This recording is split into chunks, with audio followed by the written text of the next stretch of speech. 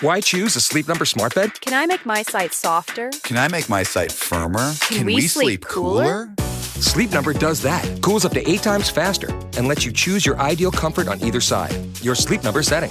It's the Sleep Number biggest sale of the year. All beds on sale up to 50% off the limited edition smart bed. Plus free premium delivery with any smart bed and adjustable base. Ends Labor Day. All Sleep Number smart beds offer temperature solutions for your best sleep. Check it out at a Sleep Number store or sleepnumber.com today.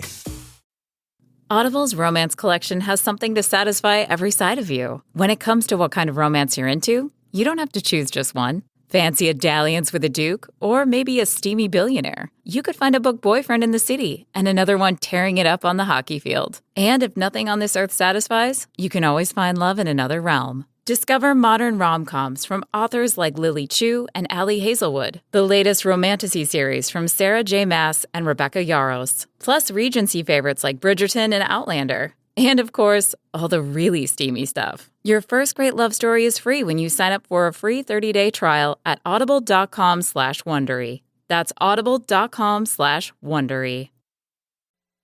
Don't ask me to talk.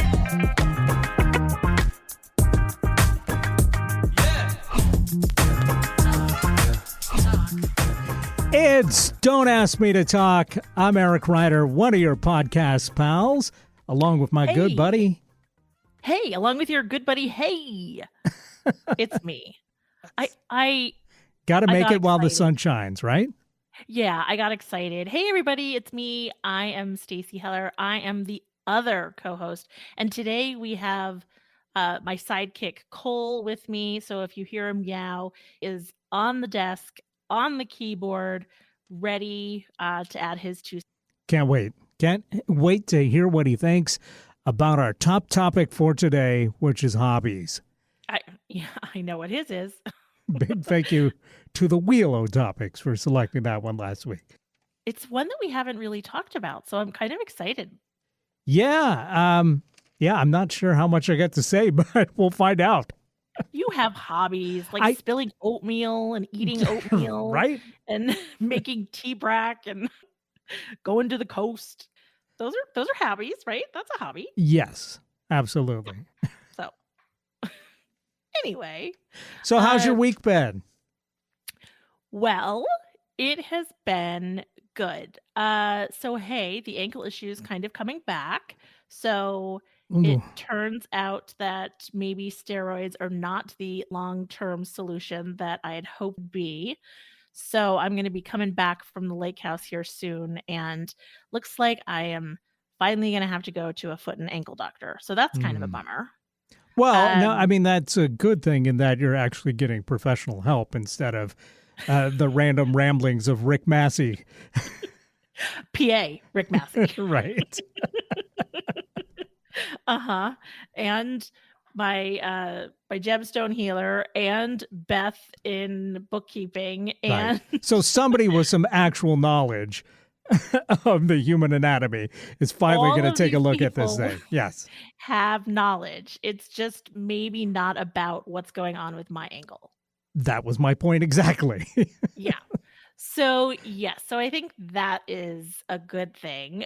You're right. It is a good thing. It's just a bummer that it's come back because I'm trying to be a grown-up about this and not ignore it. And I started to see that I am feeling the pangs of hurt and starting to do the weird, my foot's going out thing. So I am going to address that. So that is going on.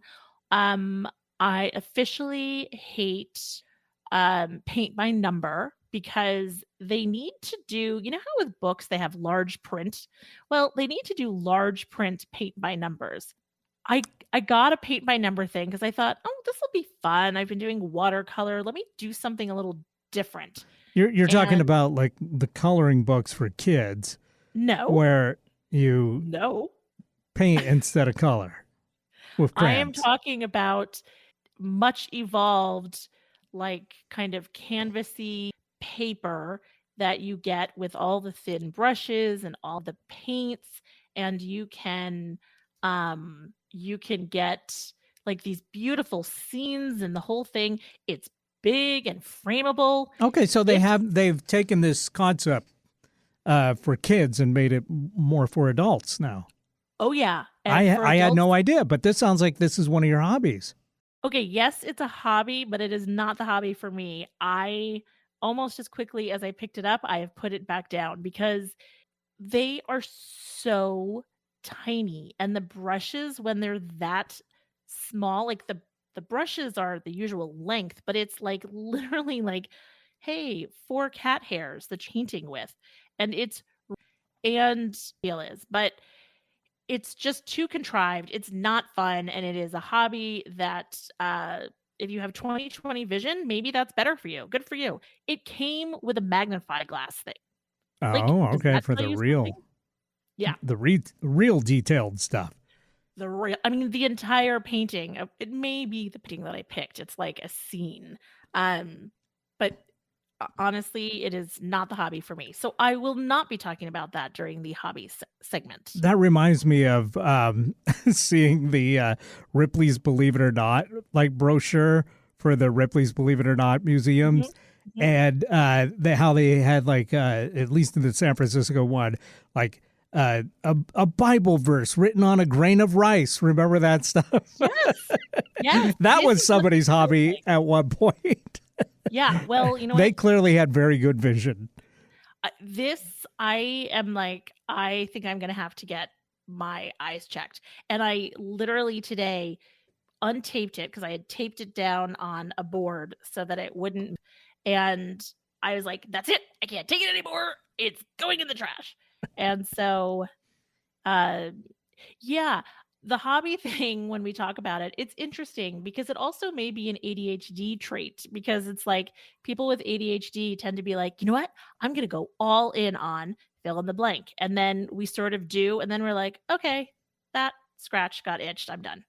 So Itch got that scratched. itch got scratched. It could be a scratch that is itchy. Well, that's entirely possible.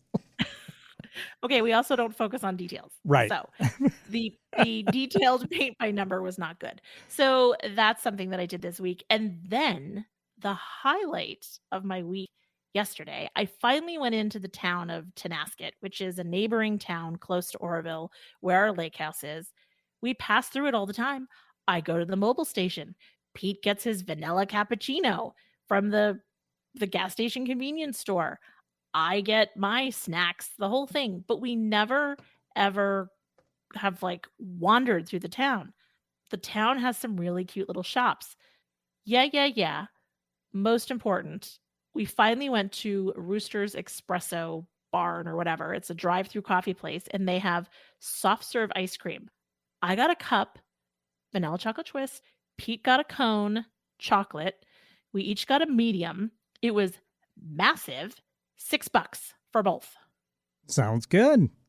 Now, Rooster's Espresso, it sounds like it could either be like a folksy, rustic, rural coffee stand, or also sounds like it could also be one of the bikini barista shops. You know what I mean? It's like just there on the line where it could fall into either category. It is not the latter. It Okay. is definitely more like the rustic, and they're open for breakfast early and coffee and the whole thing. And I think probably the woman that was working there would punch you square between the eyes if you suggested that she's a bikini barista.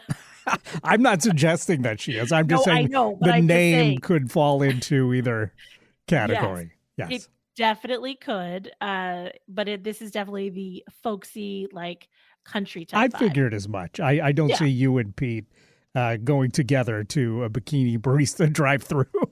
You don't know. You don't know what No, we're I mean, into. sure, maybe. I don't know all your hobbies.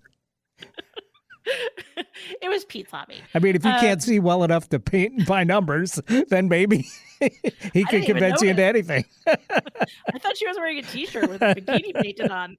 Do you want to go towards that blurry blob over there, Stacy? Okay. All right, that seems good. There'll be warm beverages.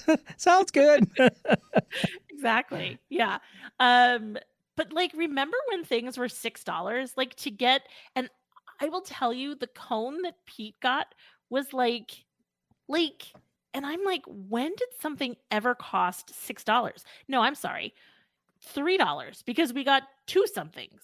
I'm like, I'm marveling at this. So now I feel like I have frittered away the summer not taking advantage of cheap ice cream. Oh, there you go. Um, those are the exciting highlights of my pathetic, yes, but calm. No, it sounds like you're and having a great time. I'm having a very good time. Pete is up here. We're gonna like spend time into Labor Day, and then I am coming back after Labor Day. It will have been like 3.5 months that I've been up here. Wow. I know. It's crazy. Well, it'll be good to see you in person again, but I'm glad you're having a fun time over there.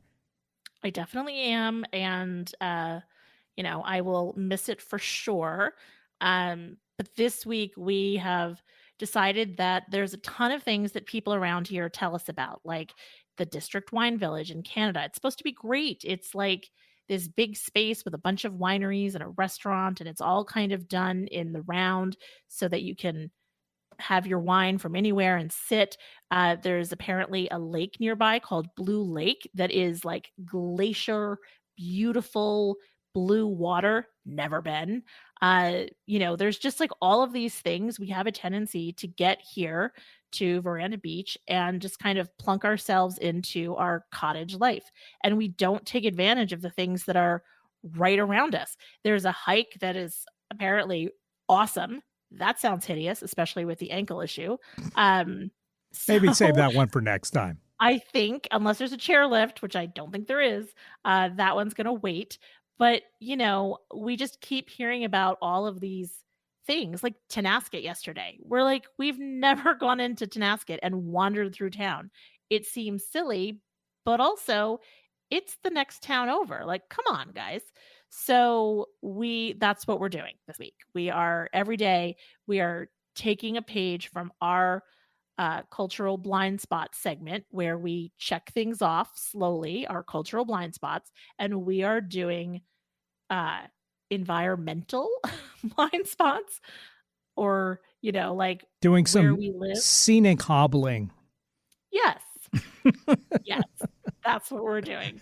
So anyway, that has been kind of my week. And again, the highlight, there were some chickens and roosters. The chickens were at the store called the Old Creamery, and they're those like bright, colorful metal chickens that somebody has welded together. And I was like, man, I gotta get a chicken with a cowboy hat. It was really cool. Pete was not on board. And at this point, I cannot justify bringing in a 3.5-foot chicken wearing a cowboy hat to the home. Yeah, I mean, you talk about wanting to downsize. I know. Declutter, and yet. Okay, you sound like Pete. So yesterday the theme was chickens and roosters, and it was all good stuff. So what about you? How was your week? Pretty good. It's been great weather, so we've been having a good time here. It's too hot for Gertie, but nevertheless, she actually ran away from home for the first time since we got her. But it was, what did you do? It was mean dad. No, it was the briefest run away from home of all time, because I decided to pull my car around to the front of the house, and I left the garage door open, and she, unbeknownst to me, came out and to the yard and then went through the garage, and then I guess trying to follow the car, went around the block. And so I pull up front, go inside the house. I have a detached garage in the back that's kind of like the back fence. So I go in the house and I think, I should probably check on Gertie because I don't hear her. And I'm like, what the heck? And then I hear at the front door, rawr, rawr, rawr. Oh my gosh. She's like, I'm out. And then she's like, ooh, I'm out. Ooh, Yes, nope. exactly. Yeah, so I think she was just following me rather than running away. But it is funny because she's never done that before, where she's like, "Hey, I could go somewhere." It's just like I want to be home, where it's cool and where my food is. Where So it's yeah, comfortable Yep. and like, yeah. yeah. She won't Oh, leave the street when we take her for walks in the neighborhood. She wants to be on her street. So for her to go out the back where it's like that disconnected from her street out front, it was very surprising to me. But yeah, she came right back. So what a rebel. that was reassuring. Gertie. Oh, I will interject, and I was sort of telling you about this earlier. Cole finally discovered the outside. So Cole, my cat, has been with me for the past however many weeks and a couple of months, and he's been kind of living up to the whole scaredy cat thing. And he finally, in the evenings, he likes to hang out with us. We're sitting on the patio in the Adirondack chair. He likes to come out, and that's been great. Awesome. Well, he loves it so much that last night when we went to bed a little earlier than usual, he was not ready for bed. And so he just kept meowing and meowing. And They are got up. nocturnal creatures, They are. Yep. And yeah. just like me. And If I didn't have a job, I'd probably be up with the zoomies myself. Well, yeah, and I'm a night person, so like Pete was tired, so fine, I can climb into bed and I'll read or I'll scroll on my phone or do whatever. It doesn't bother him. But Cole is like literally standing on my chest and meowing, and I'm like, you have food, you have water, your litter is clear, like everything's good, and you're not going out.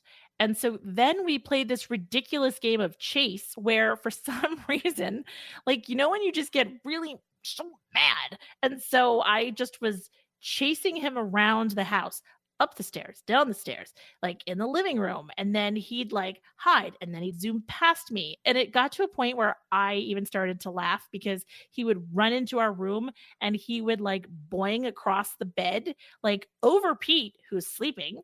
And then he would zip past me again. And I was like, this is so stupid. And then he finally got tired and he was like, whew, that's fun. Shall we do that again tonight? I was like, oh. Just needed his exercise. Just needed his exercise. So today I am like, that's it. We're not sleeping during the day. I am pushing you out the door. Get out. We're doing this differently, which won't work, of course.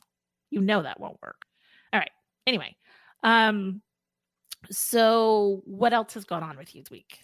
So Any petty moments? you know how I roll. It's nothing but petty moments. Perfect. But we did manage to get out back in the kayaks again, and have a little more kayak time. But this time it was frustrating because these are inflatable kayaks, and one of them has a very specific valve to pump it up. And I only have one adapter for it. And we got down to the water, and that adapter was nowhere to be found. So we're getting everything set up, and meanwhile we're losing light. And I'm like saying to the girlfriend, can you go home and take a look while I try and set these up? And she's like, no, you go home. So I race home like all frantic, looking all over the place for this stupid adapter, go inside the house. And of course, Gertie's like, yeah, you're home, treats. And you're like, no, I'm not. Pretend like, you don't see me. Yes, but she doesn't. She'll never play along with that. So I had to give her a treat and then look elsewhere. And then she's like, how about a walk? I'm like, come on, man. We just left 15 minutes ago. And so, but I could not find it. Go back to the waterfront. And meanwhile, like 30 minutes has passed. and I find like another adapter that I can kind of Eric rig it to make it work. And so we got the kayaks inflated, get out into the water, and it's like sunset. So it was like we had very little time, but it was gorgeous. It was, beautiful sunset, reflecting on the commencement bay. And so it was really nice. But I get home, I'm like, where the hell is this damn adapter? And I'm like spending like all night like Google searching like replacements and stuff. And this is like the rarest item on the planet. It's like unicorn poo. It's just, you can't find it anywhere. You can actually get that on Amazon. I'm sure you can, but you can't get this adapter that I need on Amazon. So I'm like frustrated. I'm like trying to like, I can get a little obsessive on stuff like this. Like, let me just, I want to check this off my list. And so it's like hard to go to sleep sometimes because I'm just like thinking about it like, God, there's got to be somebody selling this thing. Maybe I can get a 3D print of it. Well, just like, and I just had it. I just pumped this damn thing up. It's got to be in our yard somewhere. So I'm so frustrated. I finally put it out of my mind and go to sleep. Next day, unpack all the kayaks and put them down in the grass to dry out. Pull out the floor of the kayak, and right underneath the floor, the damn adapter has been floating around in the rolling around in the kayak the whole time. Oh my gosh. Yeah. So I was, it's amazing. You need to get still one have of those hair. Apple AirTags or something. Right, but if I put that on, then I couldn't use it. That's the problem, That's I was like, I'm gonna zip tie this to the damn thing, but then it's like I wouldn't be able to actually put it to use at that point. So I put it in a place that I think, Okay, Eric. I think I'm gonna find it next time and won't lose it. But man, what a frustrating thing. Girlfriend? Like, I think it's to the point where I'm going to have to get a new kayak altogether just so that I don't have to worry about this stupid adapter anymore. Even though it's a nice kayak, the stupid proprietary valve that it uses is like just driving me insane. So that was my fun adventure. That is so fun. Yes. There's nothing like when you're going on some like adventure that's supposed to be fun and relaxing and let's go see the sunset over Commencement Bay. Like this is going to be great. And you're like, and it's like, we don't have to go. No, we're going. Yeah. We've got 1.5 kayaks pumped up. We're not going home. Exactly. We're fine. If I have to wade in the water with a half-inflated kayak, I'm going to do it. And I'm not going to go home and take Gertie for a walk and That's right. give another snack. That's it. I did that afterwards, fun. but yeah. Yeah, so good times. But otherwise, pretty mellow.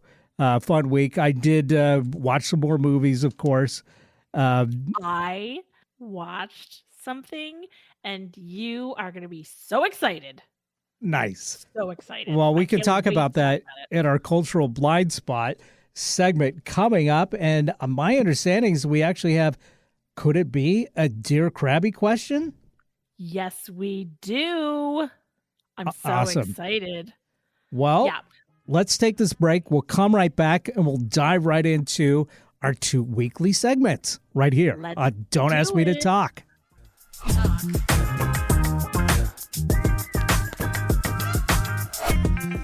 This is Eric Ryder reminding you to follow us on Facebook. We're at Don't Ask Me to Talk, and we're on Instagram, again, at Don't Ask Me to Talk. We'd love to hear from you, so check us out on social media and leave us a comment, leave us a like. Remember, you can always email us directly at asking@don'taskmetotalk.com or leave us a voicemail or text at 475-999-2726. That's 475-999-2726.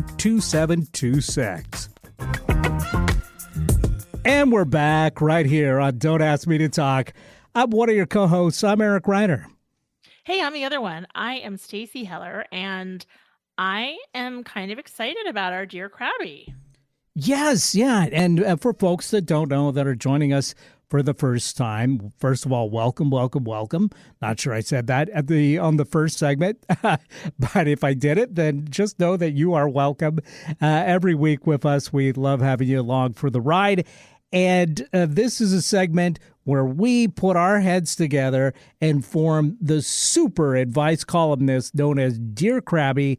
And we take your questions and your queries, and we do our best to combine our century-plus experience that we have in life and and give you our thoughts on your questions. So if you've got a question, we'd love to hear from you. It's just email us. It's asking@don'taskmetotalk.com, and just write to Dear Krabby, and we'll address it on the show. And if they want to call in, leave a voicemail or shoot us a text instead, what's the best way to do that? Thank you for asking. They can totally do that. Call or leave a voicemail or text at 475-999-2726. So somebody did that, and what is their question? Well, Sudsy in the suburbs wants to know Okay. about showering. So I guess they were It sounds like Sudsy probably has a grasp on showering. Well, so Sudsy seems to have a lot of opinions about showering and personal hygiene, and there seems to be a debate in their family about how often you need to shower and wash your hair. And then I guess the debate, they were also, I guess, recently. Sudsy's not from France then. No. Sudsy's from the suburbs. And I guess this is something that celebrities have talked about and gotten pushback. Like, I guess Kristen Bell and Dax Shepard were like, we only give our kids a bath every once in a while. And Mila Kunis and Ashton Kutcher were like, if there's dirt showing, we give them a bath. Now, Sudsy has older children, but there seems to be a debate about how often you should shower. And so they were like, am I crazy? Shouldn't you be showering every day? And I would like to say, before we say anything, no, you're not crazy. We're all crazy. Right. This is not the thing that you're crazy for. Yes. And so, I mean, if you're obsessive, like I got to wash my hands every 15 minutes, you might need to seek some help. Right. That could be some OCD tendencies. Yes. I get the impression, though, that this may just be this is how I do it. This is how it's always been. This is what you're supposed to do. So what do you have thoughts? Oh, yes. Of course I do. I got thoughts on everything. So why not this? But let me just say this. I think that this is largely a personal preference thing. But style points is what I always try and, point to. And the fact that we're living in a society, and we need to look out for each other. If you are smelly, you're not showering enough or often enough. If you're intermingling with other people, if you want to be a pod and be funky all you want by yourself at home, more power to you, do a month without a shower if that's your thing.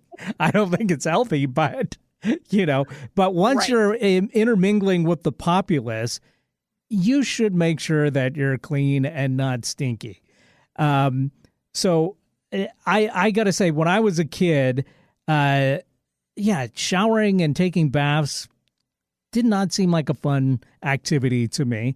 And I did not, I probably did like a bath like once a week. And you know what?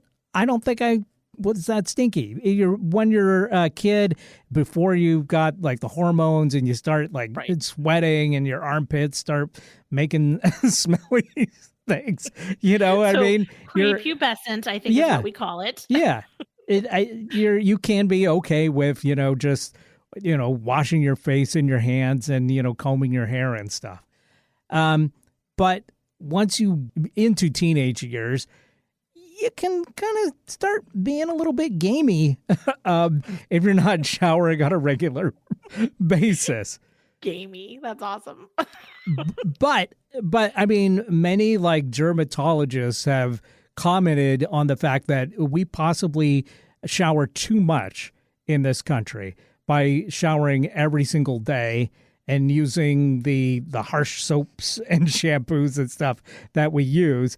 And a lot of if you read a shampoo bottles instructions, it's like lather, rinse, repeat. And that repeat just got added there so they could sell twice as much shampoo. Right. Uh-huh. And Totally. the reality is we probably only need to wash our hair once a week. I mean, that used to be the thing. Me personally, I can't exist in the world without showering every day. I don't feel awake. I don't feel good unless I've had that shower every single day. If I'm camping, that's one thing. It's been a long time since I went camping. But if I'm not camping, I need that shower every day before I put on clean clothes, because otherwise I feel gross. I don't feel good. But if you're not that type of person where you feel like wide awake and you feel fresh and clean with just a change of clothes and you don't actively stink, then whatever, take that shower every other day or every 3 days. I think once a week might be a little bit. Personally, I think that might be stretching it a little bit far. But you definitely don't have to do it every single day, and especially if you're a kid. But if you've got exposed dirt or people can see the stink lines coming off you, then time for a bath. Yeah, I will say my hygiene habits change when I'm at the lake versus when I'm at home. At home, I tend to shower every day of the week, or probably 6 days a week. Yeah. I don't wash my hair every day. I probably only wash my hair 3 times a week. And because, it can strip your hairs of their natural oils. And my hair, I've let it go natural, so it's gray, and gray hair tends to be dry anyway. Right. So I don't need to add, more to that. I'm probably shampooing like every other shower. Yep. Yeah, and that might even be too much too. But it just I typically don't remember if it's been, if I do it every other day, then I know I've done it. If I do it like once every 4 days or whatever, then it's like, oh, when was the last time I washed my hair? Right. Right. Well, and I'm in the lake or I'm in the pool or whatever it is, and you definitely need to rinse off after that. Sure. Yes, we've talked about this, and I don't rinse off as much as apparently the rest of the world does. Well, I mean, there's all kinds of bacteria and stuff that you should to remain healthy rinse off you when you get out of any body of water. Yep. Sure.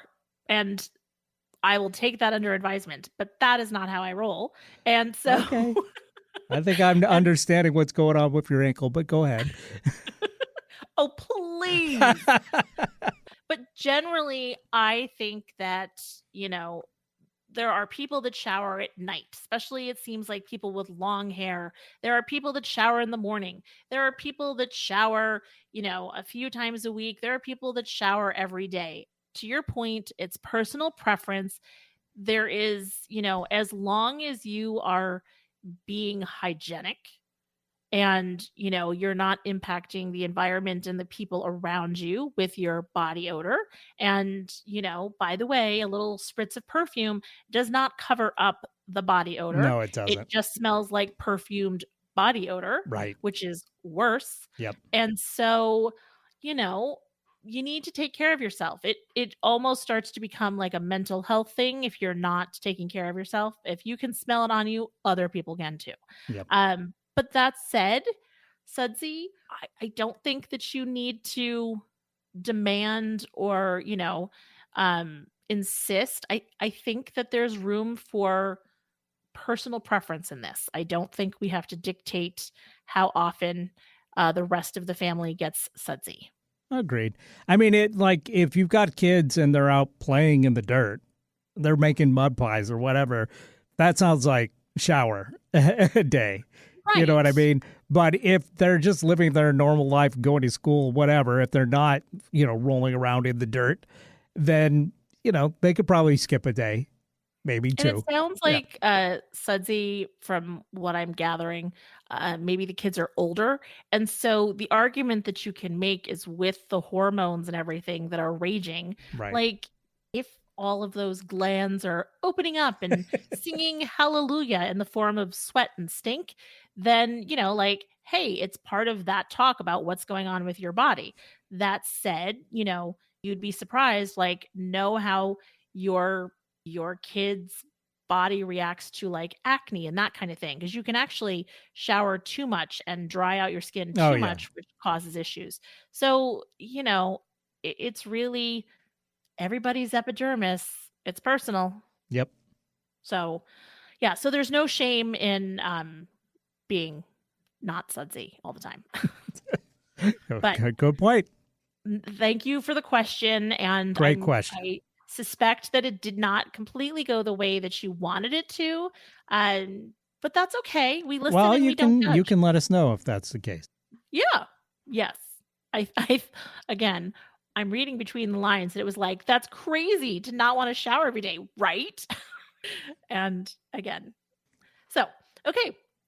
So hey, thanks. If you have a question that you want some help on, again, reach out to us. We would be so happy to talk about your quirks and questions because again, we listen. That's right. Yeah. Okay. All right. There's one thing that we do judge about, What's that? the cultural blind spots that we have. Okay. Well, we're not judging people for No, we're judging having our them, own. and we're not judging people for having indulged in these cultural elements, but it may be judgmental to ourselves for not getting around to some of this stuff sooner than we did.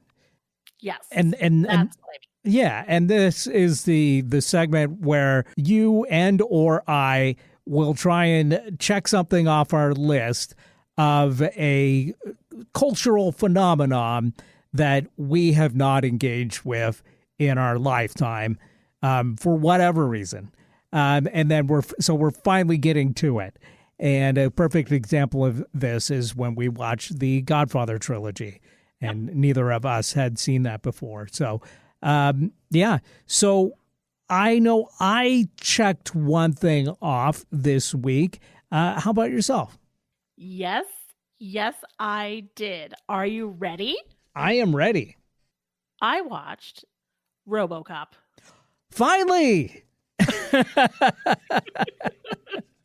I watched it, and Now, please it tell was- me you watched the 1987 version and not the remake that they did a few years back. yeah, of course. Okay, good. Oh, I just yeah. want to be sure because the 2015 version or whatever year it was is also just called RoboCop. But Yeah, nope. Yeah. I was very careful. I made sure, and based on the fashion and the commercials on TV, like nuke 'em. yes, I was get like, them before they get you. I was like, wait, is this right now?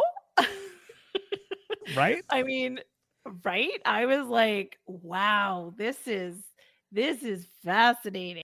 Yeah. So it So was what'd you something- think? What did I- Perfect movie, right? Yes. It was okay. I suspect that it was like sort of first of its kind in some regards. It made me think of like, it walked so that Transformers could run in that, like, the big robot that's like But I haven't seen Transformers, so I don't know. I love the fact that the one of the big robots, not RoboCop, the other one, it couldn't do stairs, and it was like using its little robot Ed toes 209, yes. yeah, to like feel its way, and it was like Yeah. Major flaw in its design is that it can't handle stairs. I was like, are you kidding me right now? That this is the thing that brought it down? That's amazing. Yeah. The guy going into the sewage or the acid and the weird things that were growing and whatever, I was like, okay, that took a very cartoony angle for a minute there. Yeah, he basically becomes a toxic adventure for like 30 seconds. Totally. I was like, that's interesting. I mean, it was just such a classic cops and bad guys and badder guys, and the music was suspenseful. Yes. I was like, okay. So it was really fun, and it wasn't too violent. I mean, it was the kind of violence that was just like, so ridiculous that you're like, yeah, all right. I mean, whatever. Yeah, it's over the top. Yes. And I think at the time it might have been shocking to people. But now, we've seen much more violent stuff since then. Totally. And to me, it's just like you go in thinking like, okay, this is going to be just a fun movie, but there's so many layers to it and cultural commentary. That's what makes it, that elevates it above your average action movie, and makes it, something more significant and more interesting. Well, the news updates. Yes. Like, they were not necessarily media break. Yeah. With Lisa Gibbons playing herself. And they weren't like pushing the narrative really of the story. I mean, they would mention like the area and everything. Yeah. But it was just like stuff that was going on in the world. And then it was followed by like, the bizarre ads for games and for like debauchery and, whatever. Right.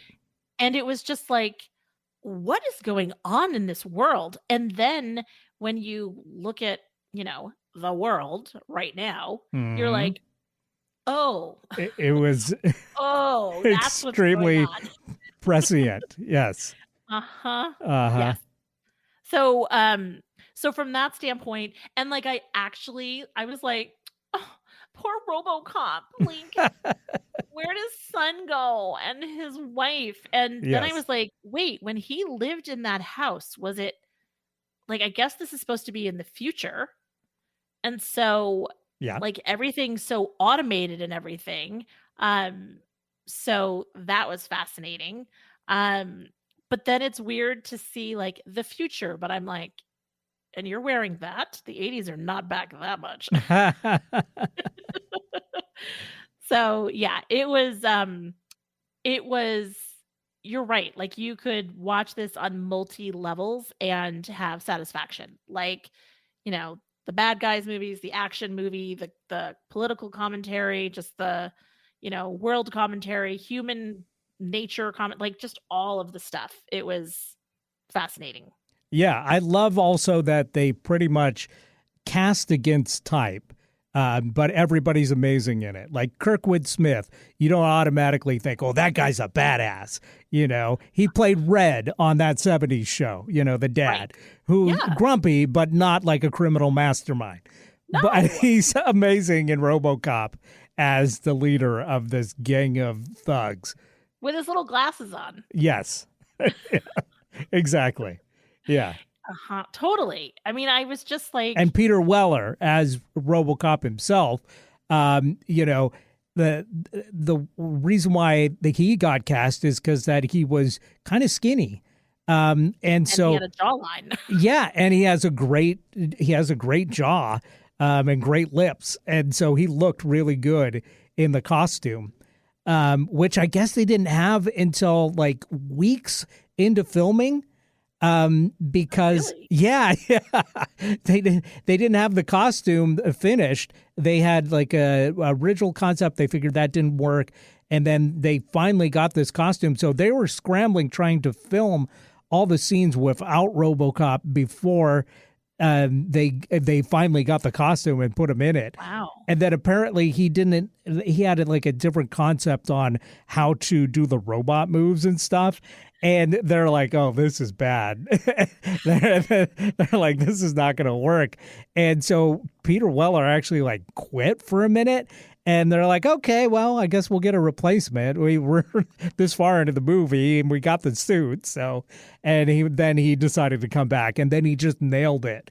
And so his movements are perfect for, what he actually came up with is just perfect in that it definitely is robotic and lumbering, Totally. but not cartoonish. Like, yeah.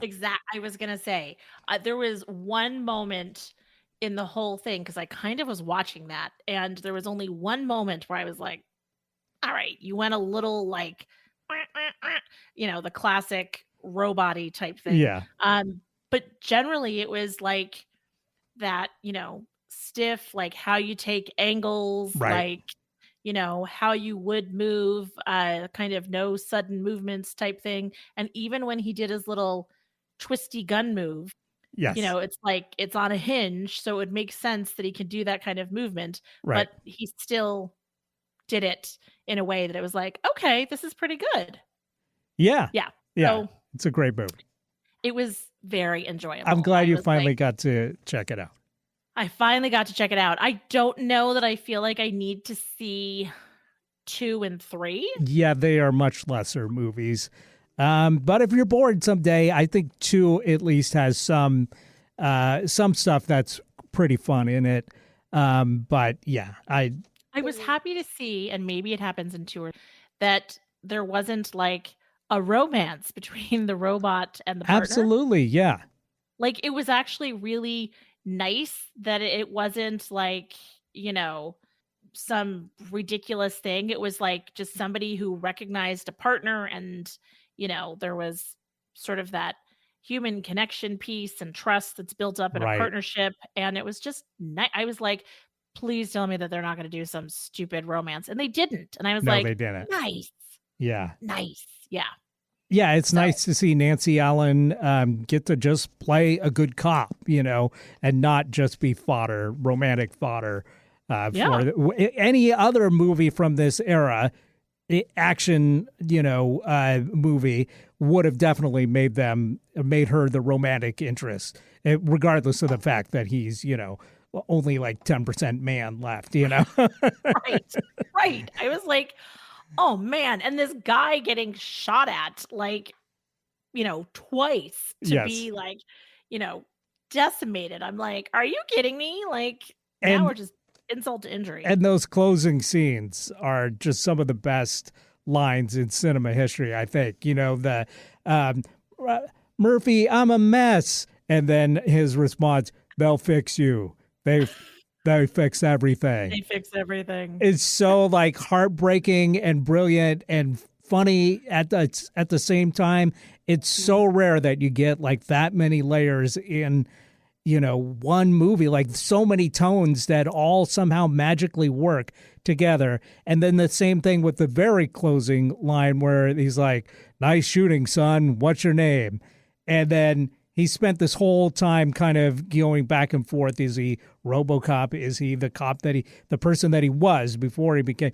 Then he says Murphy, and which was his name, Alex Murphy. Yep. And it's just like, Yep. it's kind of bring it to the eye, maybe. It's. I mean, It's really true. good. Yeah. Like, for something that, like you don't typically get emotional about a robot. And I was Yep. like, okay.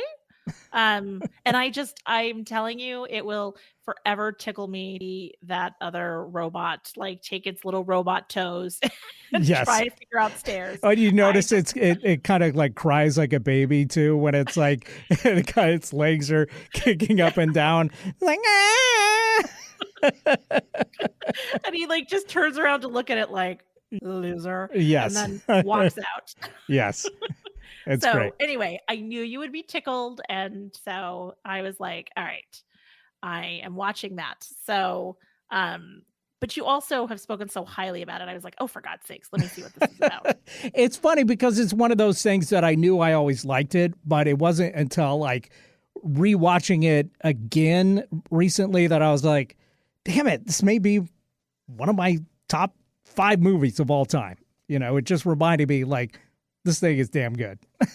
Yeah, I don't think I would put it there, but also, Well, but I wait get until it. you watch it for the 3rd time, and then you might you might agree. All right. What about you? What was your So item? there's a new Tron movie coming out. And there was one a few years back too, like maybe 10, 15 years ago. There was a Tron movie that came out. And the original in 1982, I remember seeing it as a kid and, you know, I being like blown away by the design and the effects, but also at the same time being bored out of my mind. And Fair.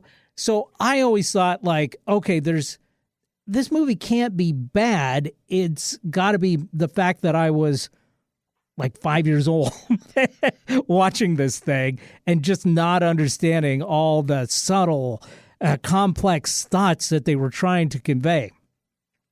So the fact that they made 2 sequels to this thing and my understanding is this movie bombed when it So they're like, came what out in we should do? 82, but they somehow have brought it back to life for like 2 reboots / sequels.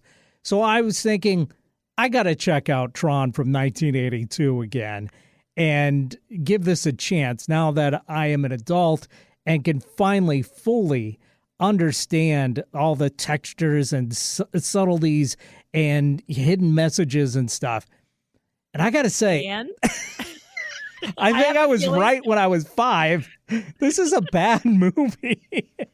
It looks so cool because it's like for people that don't know anything about Tron, it's basically some computer programmers, video game makers that gets sucked into a computer.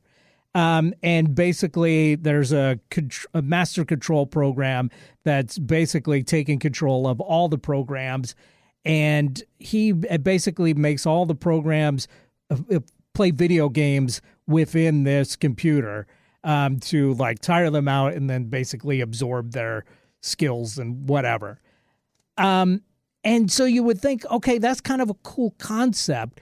But the whole thing really just comes off as people that have no understanding of how computers work. And I think, like, okay, I could kind of understand that in 1982. right. But it What the also feels like, capabilities are and all well, that. this must have been written in like the 70s rather than by 82. I feel like people had a better understanding of video games and computer programs and how things work than is actually conveyed in this thing. And I think that just like the script is bad. Some of the acting is pretty wooden, even though Jeff Bridges in it and he's good. And Bruce Boxleiter and David Warner, they're all good. But the material that they're given to work with is so like hammy that I got to say, I watched this in chunks. Wow, you 'Cause couldn't even get through it like in one sitting. Because it absolutely, like, even back as a kid, I loved video games. I loved computers. I loved it. It was a Disney movie, too. I loved Disney movies. This had everything going for it that I should have been this, like, oh my gosh, best movie ever. Like when I saw Ghostbusters for the first time, I was like, that was the greatest thing I've ever seen. Tron should have been the greatest thing I'd ever seen in 1982. But instead, Yeah. I feel like I either fell asleep or went into a fugue state because watching it now, it's like I don't remember any of this except for there's one part where there's these, they race these little like motorcycle things, light cycles around. And I remember seeing that scene, but everything else, just I can't remember any of it until this watch. And oh my gosh, it's not a good movie. And I wanted to love it so much. I could see though, like why they've done like sequels or whatever remakes, because like the more that technology has evolved and you Yep. could actually figure out the coding, and then like to your point, like the visuals of this and how cool it would be.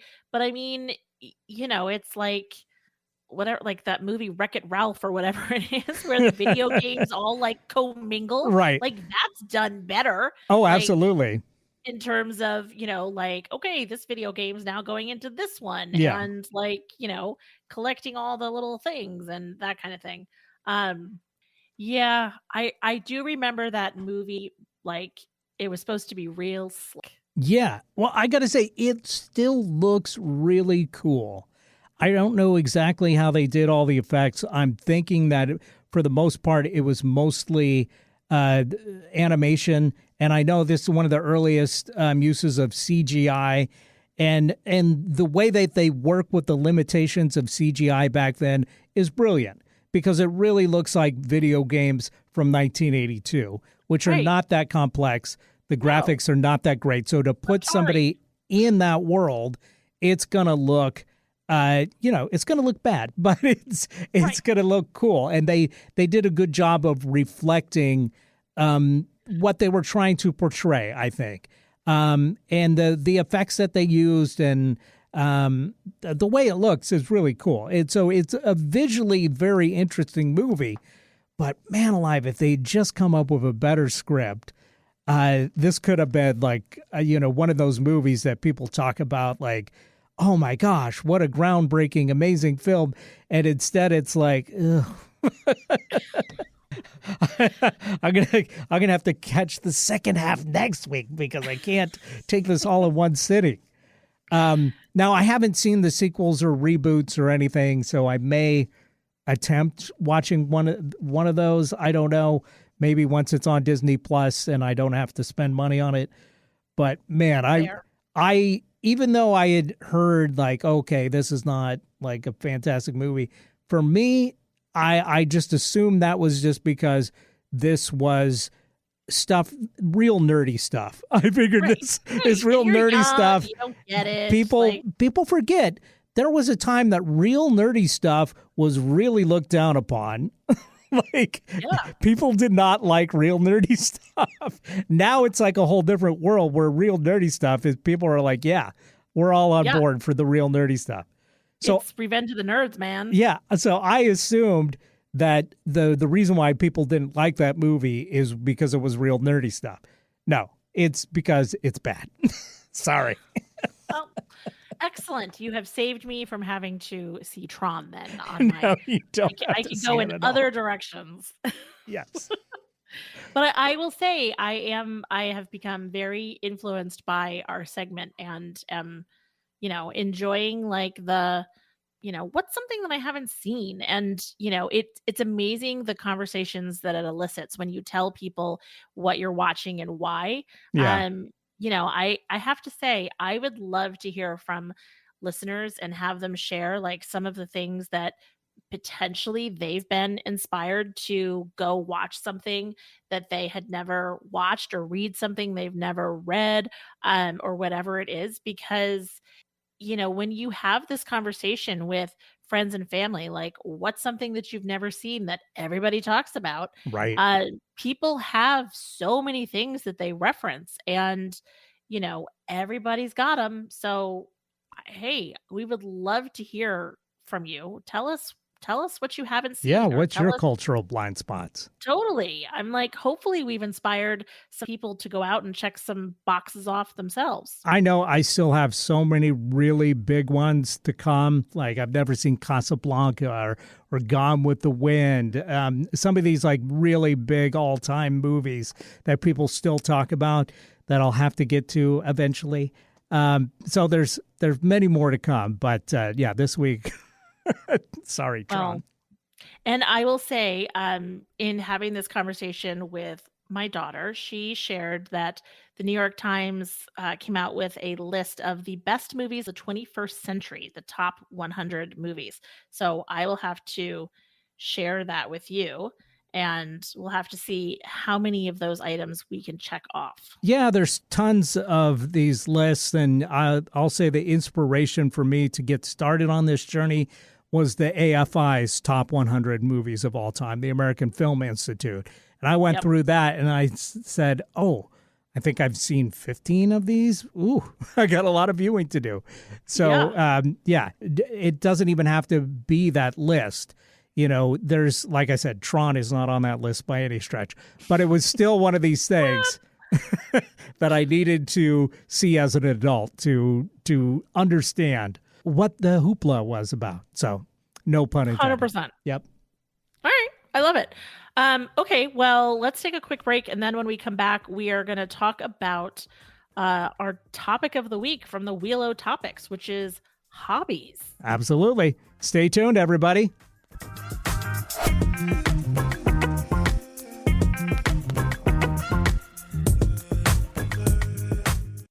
Hey, I'm Stacey Heller. I'm one of your podcast pals, along with Eric Ryder from Don't Ask Me to Talk. Are you liking what you're listening to? Awesome. We would love if you would follow us on social media. We're on Facebook and Instagram as Don't Ask Me to Talk. We also are wherever you find your favorite podcast. You can follow us, subscribe, like, rate, whatever it is that you do. You can also email us. That's asking@don'taskmetotalk.com. And if you'd like, text or leave us a voicemail at 475-999-2726. Basically, we'd love to hear from you. Thanks for listening. And we're back right here on Don't Ask Me to Talk. I'm one of your podcast pals. I'm Eric Ryder. Hey, I'm the other one. I am Stacey Heller. Welcome back to the show. Thanks for listening, everybody. Yeah, this is the section of the show where we tackle our top topic for the week as selected by the Wheel O Topics. It's our random topic selector, but not random topic generator. That honor falls to Miss Stacey Heller, who each week I like to check in with and understand a little bit of the thinking behind adding this topic to the wheel. So, Stacey, if you would enlighten us for this week, why hobbies were on your mind. Well, Eric, as always, thank you for asking. So this came up because in my friend group, we are all in our early to mid 50s. And, you know, some conversation came up about the group of gals that are into like the whole weighted vest and they go walking and they're big walkers. And is that what those are? Yeah, like Okay. weighted vests apparently have just become a thing, especially like I get that women dealing with bone density and all this kind Right. of stuff. So I had no idea. I thought those were just vests that, because They like, are- remember when like the puffer jackets just caught on and suddenly everybody was wearing these ugly puffer jackets everywhere? I just assumed that the vest was some kind of sub version of that.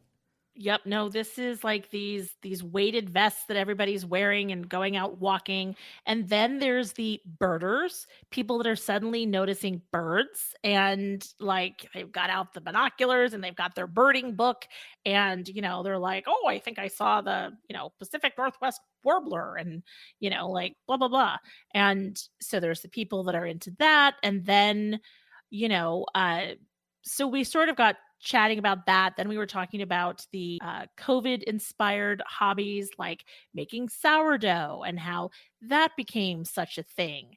And so I just thought it was an interesting thing to talk about. Like, you know, are there hobbies that typically happen at certain ages and stages? Are hobbies something else that are about trend? Is it about what your interest and skills are? So there's a lot of different ways, I think, to consider what your hobbies are. So I was like, you know what? Let's talk about this. Good idea. So I have not jumped aboard the weighted vest train.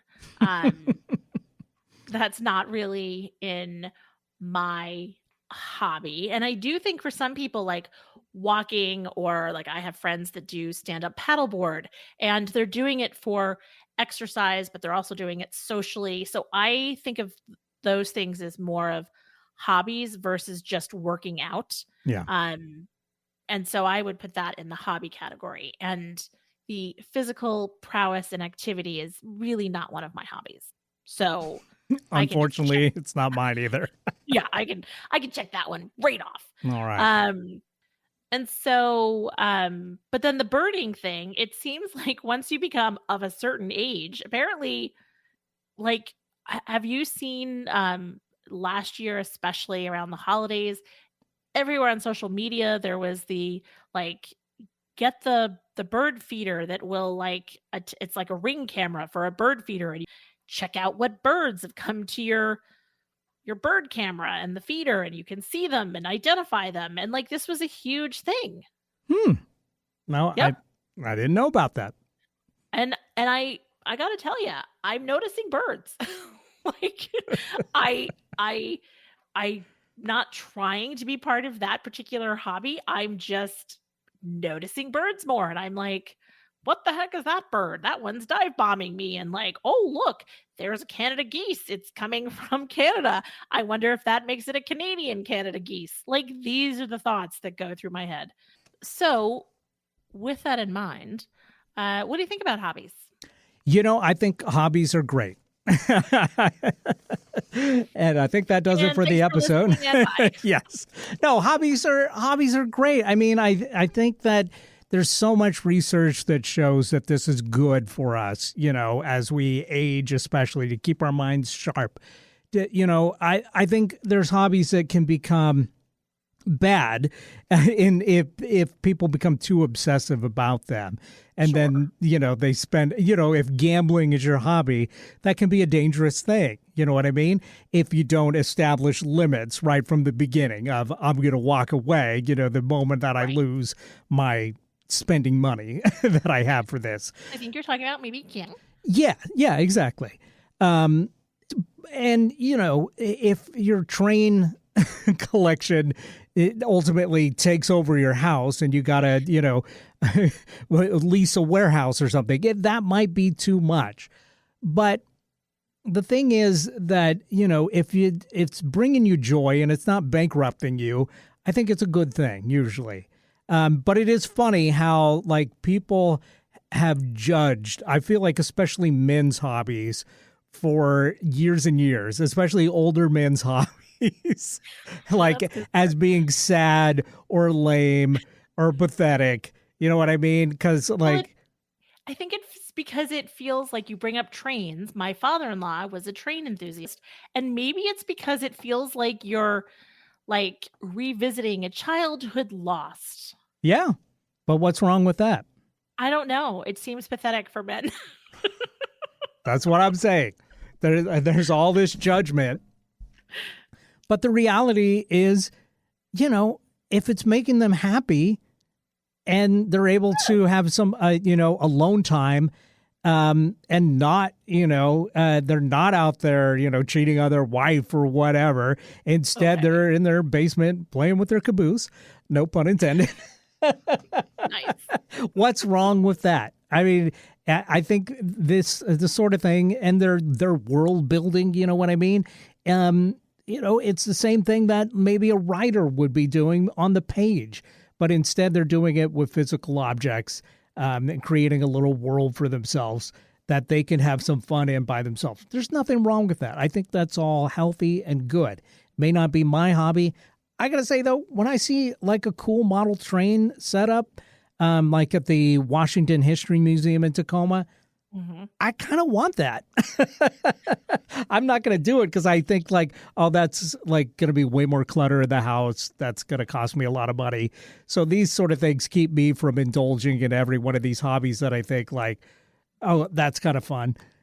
But when I see somebody else has done it and they've got a really cool display, I think, hey, that's really cool. I can appreciate that.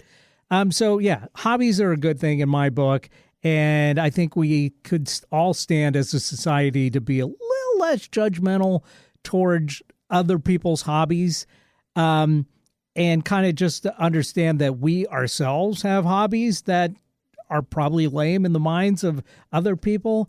I don't know what you mean. Swirling a marble covered in paint around a piece of paper and calling it abstract art. Is that what Doing you a do? paint- That's your hobby? Well, I think arting is my hobby, and very often I'll get inspired by what I see other people, and I haven't necessarily jumped into the space where I'm coming up with things on my own. I think I'm too inhibited. So when I see other things happening, I'm like, "Ooh, I want to play with that. I want to try this. I want to do that." And so I experiment. Um and it's fun. So It's a creative outlet. it's a creative outlet. Yeah. Yes. I Very think that's great. And, we all know that my hobby is playing music, playing guitar, writing songs, singing. At this point, it's not like a career option. It's a hobby. I do it Right. because I love it. So, and I think that's a really fun hobby. And I know I'm not the only one, because now there's this huge trend of older people like getting in bands and stuff and having fun. But some people might think, well, that's sad. But I just think, they're not hurting anybody. They're having fun. They're, No. they're I'm so with you. I tease about like the train thing, but it reminds me of like when you for people that went off to college, or God, if you've seen Pitch Perfect, and there's like the club fair, and you're finding people that have different interests, right? It's making the world, which is so big and can be so disconnected, it's giving you an opportunity to connect with somebody that you maybe wouldn't normally connect with, but Mhm. your love of singing a cappella, or your love of, building train sets, or your love of singing and writing and being in a band. Like, these are things that make the world a little bit smaller and give you opportunities for connection. that social aspect of it is very important. And it's like my golf is such a big thing with especially older gentlemen. It gives them a chance to get out of the house, get some exercise, but also to socialize with their friends and associates and stuff that they wouldn't normally be doing. And golf's not my thing, but I can understand the appeal. Same thing with bowling leagues. These are all Totally. fine hobbies. Well, I think we could all, and I admit I've probably judged, especially as a young person, like anything that anybody did over the age of 50, why, they might as well be dead, says smarty pants 18-year-old, with a chip on his shoulder. Right. But, once you live a little, you kind of understand, like, hey, we got like maybe 100 years on this planet. And not all of that's going to be like action packed. Some of it's going to have to be, you're going to have to make your own fun. So, Well, I 100% agree. And I have talked many times about my belief that the further away you are from the things that you enjoyed doing as a kid, probably the more unhappy you are. And if you're, as a kid, you played, office or school or whatever it is, if you're somehow still connected with that, I think you're happier in your professional life. But if you're not, and the hobbies connect you with those things, then you know what? Like, great. Then you get to, as you say, have a rich fantasy life, or a world building life, or a way to be socially connected, or a way to have that creative outlet. And, there's so many interesting hobbies out there. Like, the people that are the makers and the creators and the builders and the artisans. And, I'm not just talking about art, I'm talking about all kinds of things. Um, it's just fascinating to me. There are so many more hobbies than I have the imagination for. I would love to hear from people what their hobbies are. I would love to hear what people's hobbies are. I think it's so interesting. It's everything from knitting and baking to birding and walking and train like spotting, train spotting. plane Yes. spotting, Yes, like coin collecting, coin collecting, yeah, stamp right? collecting. Like, totally. Memorabilia, people that love to go thrifting, people that, I don't know, there's just so much out there. Yeah. So, Have hey fun. man. Yeah. You Like, do what's you. your hobby? Share it. All right. Well, our hobby is talking about top topics on the show every week. And it's time to find out what we're going to talk about next week. Let's do it.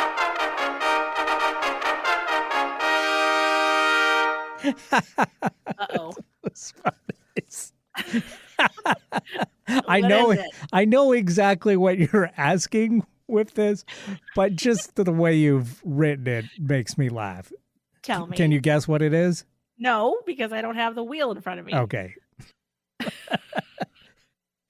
Beef best way. Should we just leave him hanging? You mean the best way to prepare beef? I'm guessing that's what you meant.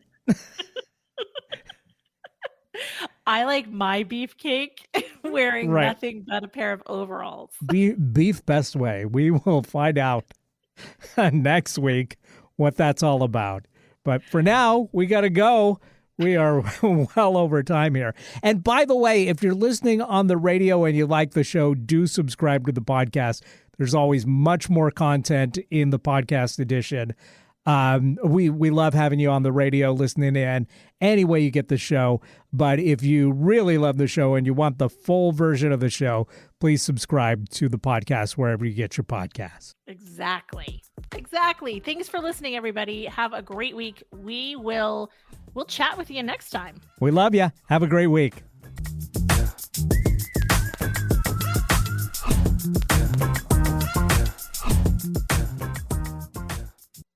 At Arizona State University, we're bringing world-class education from our globally acclaimed faculty to you. Earn your degree from the nation's most innovative university. Online. That's a degree better. Learn more at asuonline.asu.edu.